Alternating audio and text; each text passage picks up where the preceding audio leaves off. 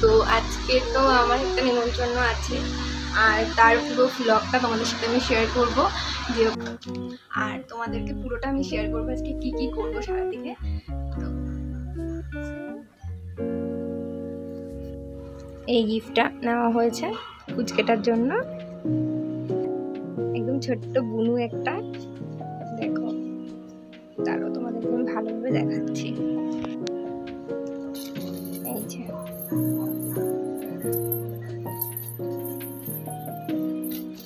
তো কেমন হয়েছে আমাকে কিন্তু জানিও তোমরা। আর দেখো, এরপর তো আমি আমার মেকআপের জিনিস নিয়ে বসে পড়েছিলাম ক্যামেরার সামনে। তো ভেবেছিলাম get ready with me share করব তোমাদের সাথে, কিন্তু সেটা আর হয়ে ওঠেনি, এত তাড়ার মধ্যে ছিলাম। তো যাই হোক, তাড়াতাড়ি করে রেডি হয়ে পড়েছি, দেখতেই পাচ্ছ। তো ফুল রেডি হয়ে তোমাদেরকে দেখাচ্ছি।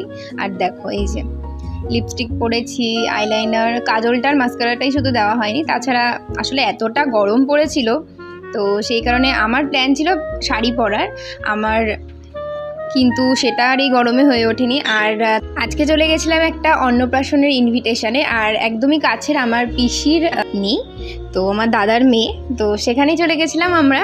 তো দেখতেই পাচ্ছ, বেরিয়ে পড়েছিলাম। আর দেখো, পুরো ফুল লুকটা আমি তোমাদের সাথে আরেকবার একটু শেয়ার করে দিয়েছিলাম। এই ড্রেসটা পরেছিলাম, আর দেখো নেকপিসটা দেখেছো কতটা সুন্দর, একটা ক্লের। তো এটা দেখো সূর্যমুখীর পুরো। তো যাই হোক, তারপর তো দেখো উঠে পড়েছি গাড়িতে, আর এই যে আমি, মা, বাবা, তিনজনে। তো দেখতেই পাচ্ছ।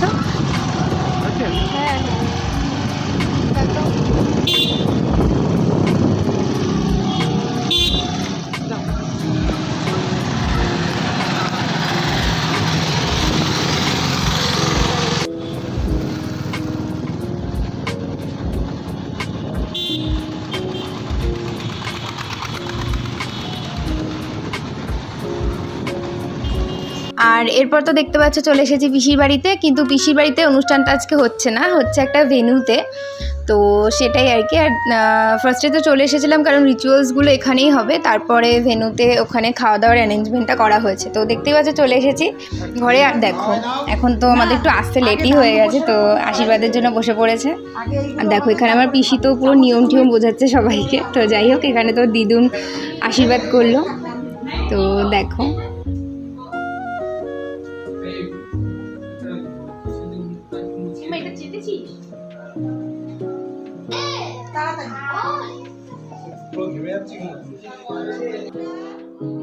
আর এরপর তো আমার বাবা আশীর্বাদ করতে বসে পড়েছে। আর দেখো, গিফটটা পেয়ে ও তো একদম ধরবেও না ওটা, দেখো হাতটা পুরো ছাড়িয়ে দিয়েছে।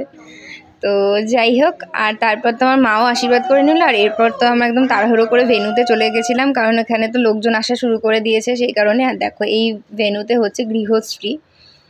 তো যাই হোক, চলে এসেছি। আর বাইরেটা তো এভাবে সাজানো হয়েছে, আর দেখো ভেতরে এরকম ব্যবস্থা করা হয়েছে।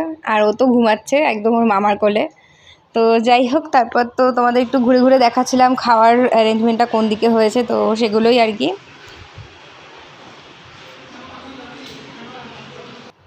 তো তারপর তো বসেছিল লাস্সির এই স্টলটা, তো একটা লাস্সি নিয়ে নিয়েছিলাম। আমি খুব একটা লাস্সি প্রেমী নই, তবুও গরমের মধ্যে ভালোই লাগছিল খেতে।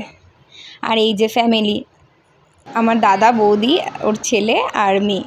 তো যাই হোক, তারপর এই যে সবাই খেতে বসে পড়েছে দুপুরবেলা, অনেকটাই লেট হয়ে গেছিলো, তো সেটাই আর কি সবাইকে শেয়ার করছিলাম আমি। তো যাই হোক, আর তারপর তো আমারও প্রচণ্ড খিদে পেয়ে গেছিলো, তাই বসে পড়েছিলাম খেতে।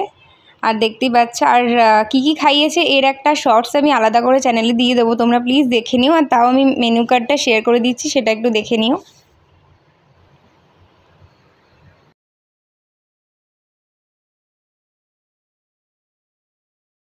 লাস্টে তো এত কিছু খাওয়া দাওয়া করার পর বুঝতেই পারছো অবস্থাটা কি, তাই ক্যাম্পা খোলাটা খুবই দরকার ছিল। এটারও স্টল ছিল, বাট সেটা শেয়ার করতে পারিনি। আর গরমে তো বুঝতেই পারছো ওর একদম হালাত টাইট হয়ে গেছে, তার মধ্যে এত লোকজন, তো সেই কারণে একটু অসুবিধাই হচ্ছিল।